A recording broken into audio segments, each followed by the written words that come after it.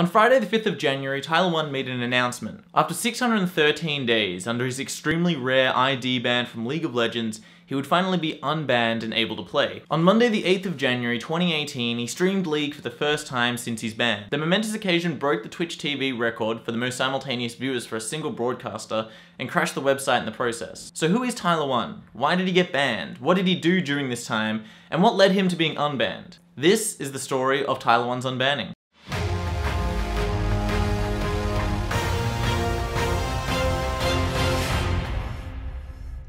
So, who is Tyler1? Although somewhat of an established streamer already since he began back in early 2016, but he wasn't really pushed into the limelight until April of 2016, when Cloud9's very own Meteos called him out on Twitter. This drama instantly transformed Tyler1 from a good Draven player who just happened to be toxic sometimes into his newfound brand of the most toxic player in NA. After finding success and viewership from this new title, he leaned further into it. This led to his very own hype video titled Tyler1 Draven Hype Montage, wherein he claimed, sarcastically so, that he would reform. What I'm going to do now is I'm going to reform.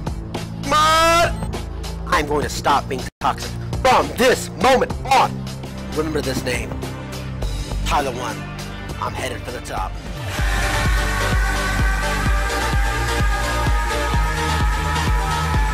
That video now has nearly 4 million views. After more than enough toxicity, Riot had finally decided that they could no longer stand by. The god of toxicity, our very own Tyler1, was finally banned. Banned in such a way that only a small handful of players have ever seen. Indefinitely ID banned. This also left Tyler1 unable to stream League of Legends on new accounts because the second he did, it would alert Riot to banning the new account. So he continued to play off camera, rising through the competitive ladder, only to get found out and banned where he would just start a new account all over again. This led to the banning of over 20 different accounts. Ironically, banning Tyler1 only increased his viewership and popularity.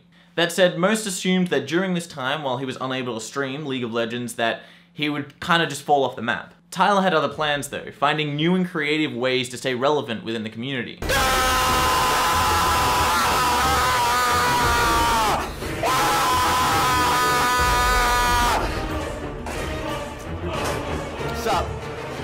To another episode of Tyler Paints with Friends. I want to introduce you guys to the man himself, Bobby Ross. Hello everybody, it's me, Bob Ross! I am here to support the stream of Tyler1! I wonder if the players will be able to adapt to the weather conditions and still play good high-level League of Legends.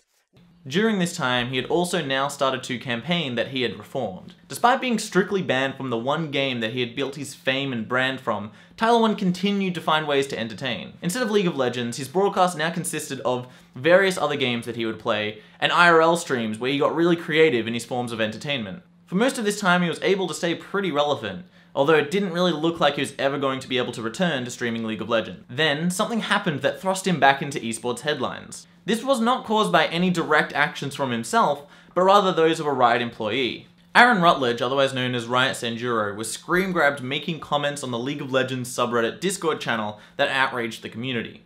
Making comments such as, "He looks like a damn homunculus," and "Honestly, it's fine, he'll die from a coke overdose or testicular cancer from all the steroids, then we'll be Gucci."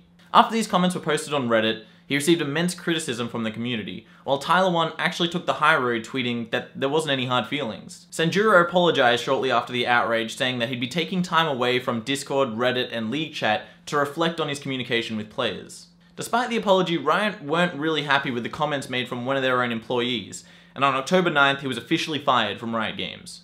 It seemed that the comments made by Riot Sanjuro happened to put Riot in a really awkward position. So 2 weeks after Sanjuro was fired, Riot announced that Tyler's ban was going to be under review, and they'd be taking a look at the various accounts that he had used during his ban to see if he had truly reformed. While it's unclear how reformed Tyler1 was under these accounts, a comment was made by community coordinator David Freak Turley.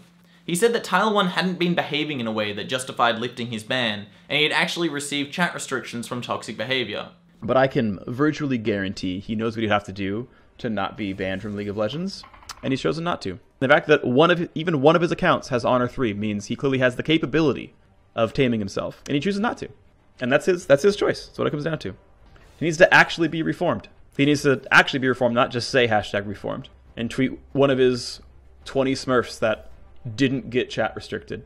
This one hit Honor 3. See, I know how to not be toxic. Despite this, Riot still wasn't in the best position within the community when one of their staff members had wished death and cancer upon Tyler. Announced on January 5th, 2018, Tyler went to Twitter saying, "After 613 days of intense rehab, I am finally unbanned from League of Legends. We'll start streaming again Monday, 3 PM CT, let's go." Tyler1 was now back in the spotlight, unbanned from League of Legends, and more popular than ever. Tyler1 exceeded all expectations with his return stream on January 8th, 2018. Reaching 300,000 viewers in only 20 minutes, he instantly broke the Twitch TV record for the most simultaneous viewers for a single broadcaster. This record was previously held by the most famous League of Legends player and arguably the most famous esports player, Faker. Tyler1 had now gone from the most toxic player in the game to now the most reformed player in the game, beating out a record set by the most famous person to exist within League of Legends.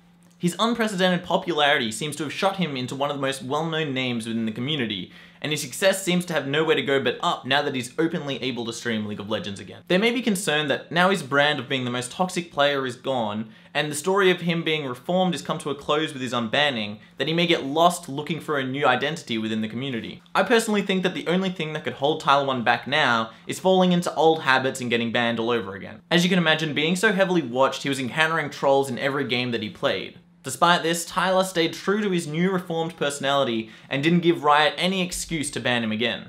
Tyler1 has grown as a player and as an entertainer. I'm personally impressed by his ability to turn his infamous attitude and normally career-ending ban into something that worked so heavily for him. Tyler1 will not be a name soon forgotten by the League of Legends community.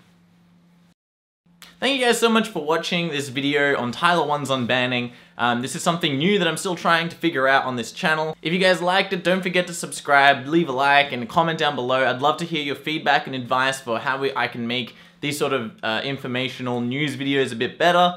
I'm always looking for like every little bit of advice I can get. So we have a lot more plans for this channel to be able to release very frequent League digests, which is what we call the League of Legends sort of like news show that we're going to be doing just every now and again when there's something relevant to talk about.